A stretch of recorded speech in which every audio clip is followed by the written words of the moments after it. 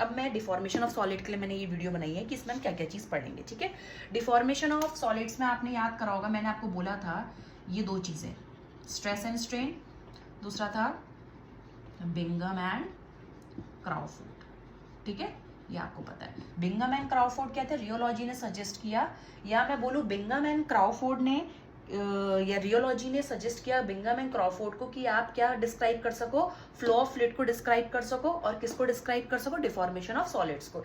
इसीलिए हम कहते हैं स्ट्रेस क्या होता है, फोर्स, और स्ट्रेन क्या होता है बेटा, डिफॉर्मेशन और changes in the shape of the material that results from the applied force. जब फोर्स लगाओगे तभी चेंजेस मिलेंगे। तो बेटा जब इसमें आपको सबसे पहले पढ़ना है प्लास्टिक एंड इलास्टिक डिफॉर्मेशन, ठीक है, प्लास्टिक एंड इलास्टिक डिफॉर्मेशन। तो इसमें हम डिफरेंसेस पढ़ते हैं क्या होते हैं, ठीक है।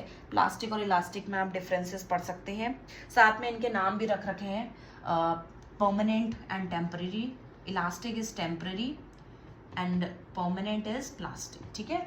Plastic is permanent method, elastic is temporary method. तो वही कह रहा है, देखो डिफॉर्मेशन चेंजेस होना शेप का, तो टेम्पररी चेंजेस होते हैं इसमें इलास्टिक डिफॉर्मेशन अगर मैं बोलूँ, और अगर प्लास्टिक की बात करूँ तो परमानेंट चेंजेस होते हैं, ठीक है। इसलिए हमें सबसे पहले ये पढ़ना है। इसमें हमने कुछ इक्वेशन और लॉ पढ़नी है, जैसे एक हमने पढ़ना है हैकल इक्वेशन एंड उसके प्लॉट्स पढ़ने हैं, ठीक है। उसके बाद हमें पढ़ना है, इसमें एक है आपका इलास्टिक मॉड्यूलस, एक है आपका इलास्टिक मॉड्यूलस। तो इलास्टिक मॉड्यूलस में भी आपको क्या पढ़ना है, एक तरीके से मैं कह सकती हूँ लॉ और इक्वेशन है, तो आपको पता चल गया लॉ इक्वेशंस आप पढ़ सकते हो इलास्टिक मॉड्यूलस में। और एक होता है बेटा आपका